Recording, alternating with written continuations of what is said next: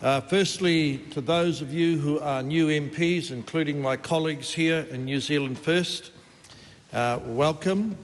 Believe you me, it is immeasurably more comfortable on this side of the House than that side of the House.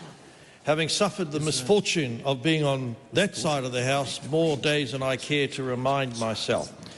To erstwhile colleagues on that side of the House, it was a fateful and bleak day that the Leader and I woke up in 2020 after a night of heavy contemplation in Russell, and then realised that we were unemployed. However, yes, there was the small matter of a gallon of red wine, as I remember. That was celebrating whakapapa, the Dalmatian side. However, as a consequence of a very vigorous campaign and respect that we engendered within the electorate, New Zealand First is back and contributing to this coalition government. Technically, the address and reply debate is traceable back in terms of our parliamentary traditions to the House, where members of the House sought to change the content of the Sovereign's address. Years passed, and then it's morphed into what we have in New Zealand at the moment, which is a broad, free-ranging debate in terms of the government's agenda. So after 3 years of banishment and a period of self-reflection, something that comes to me with great difficulty, we have contributed, Mr. Speaker, to some key policy outcomes that are reflected in the speech. And I want to start with the first one. We're going to bring rigour and common sense to the hysteria surrounding climate change.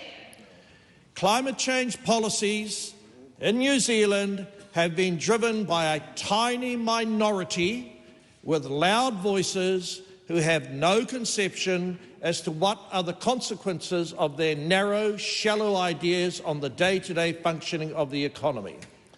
For those reasons, Mr. Speaker, whatever work has been happening in the Ministry for the Environment, not unlike Thomas Becket, the meddlesome priest, that is now stopped. The coalition agreement says there'll be no more uncertainty as to the role of the ETS as the pivotal, paramount institution guiding us as we make the transition from our current emissions profile to a more sensible and defensible place, but not at the cost of those legacy industries that give us our wealth, our well-being and jobs.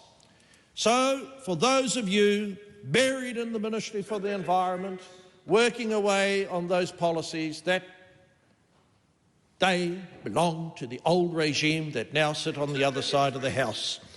Now, of course, the perfidy didn't just stop with ETS. We've got the SNAs. We've got the national policy statements pertaining to biodiversity. They're gone. They will no longer have any legal impact in our rural economy, on our farmers, on our landowners, squashing the bejesus out of people's property rights. Similarly, we will no longer have onerous, unworkable water regulations. Not only unworkable, but completely destructive of the viability of the very industry that is our key contributor in terms of export earnings. 2 national policy statements that will go the way of my dear friend David Parker's magnum opus, out the back door, into oblivion. And just to show, Mr. Speaker, that there are other areas that people want me to concentrate on, I am the Minister of Resources. I look forward to leading the debate, changing the law, enabling gas and oil exploration, wealth development to take place yet again in New Zealand. Now, just to ensure that the other side of the House feels that's a little bit unbalanced, mining is coming back as well.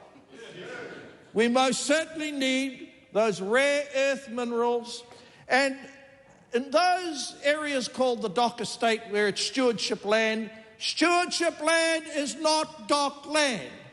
And if there is a mineral, if there is a mining opportunity, and it's impeded by a blind frog. Goodbye, Freddie. We are going to extract the dividend from Mother Nature's legacy on the Dock estate in those areas previously called stewardship land. Now, why is this important, Mr. Speaker? If we do not have coal and gas continuing to contribute to our power system, we're going to have blackouts, brownouts. We're going to have a power system that lacks security, riddled with risk, and it'll diminish the status of our nation as a first-class, first-world country. This side of the House is not taking that risk. Of course, we'll hear from the other side of the House, but 2030, Jacinda Ardern's aspirational figure, inversely related to reality, the majority of her legacy, that will no longer be the case. We are not going to meet the 2030 dreamy fairy tale aspirational figures that will be freeing ourselves of fossil fuels as a source of generating energy. We're going to deal with reality. We're going to have not only a plan, but we're going to have some certainty for the providers of international capital who are going to help us develop our economy. Because if you look, Mr. Speaker, at what's become of our current account deficit, none of us can be lackadaisical. None of us can continue to spend the way that we have been, as has been evident on the other side of the House. A couple more things. We will have a strategic fast-track piece of legislation in this House. One of the great lies about climate change is that, yes, apparently it's a crisis. Name me one law that has changed, Mr. Speaker, in the last 9 years, expediting, simplifying investors' ability to navigate the digestive tract, otherwise known as the Resource Management Act, and in a timely fashion secure resource consent, find the money, deliver the project. No one in this House can.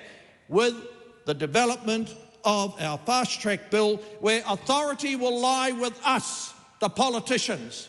No more unelected grandees who destroyed the aquaculture ambitions of Murihiku, who caused Ngāi Tahu to squander the thick end of $2 million and not a single bit of kaimoana in the water. How are our regions going to grow, Mr. Speaker, unless we give certainty to investors and hope to the people who want to continue to raise their children in these areas? Go to church, play rugby, netball, support the local businesses. Stand by for the fast-track process where the authority rests with the politicians. Fast-track for aquaculture, fast-track for mining, fast-track for energy, fast-track for infrastructure. That's the future coming in your direction. And people who want to boost productivity and resilience in New Zealand, you could not pick a better champion than my good self. Modesty forbids me to say much more. We're also going to tame some of the ethos problems in the bureaucracy. As we go and dive further with the Senior Minister of Finance, we are learning we have been living beyond our means for too long. This is not only a challenge for our broader societal concerns, but it's a challenge for the leadership of the democracy. Two issues stand out: the debacle of Te Pūkenga. And as someone who loves the language, why have we used these beautiful words to describe the most fiasco, snafu-orientated bureaucratic developments? It diminishes the language. Oranga tamariki, describing that particular government department, should never have been given that name, given the large number of children that have suffered. It ruins the quality of the language. And this last thing, Mr. Speaker, I want to remind us. I was in this House when $1.9 billion was allocated for mental health.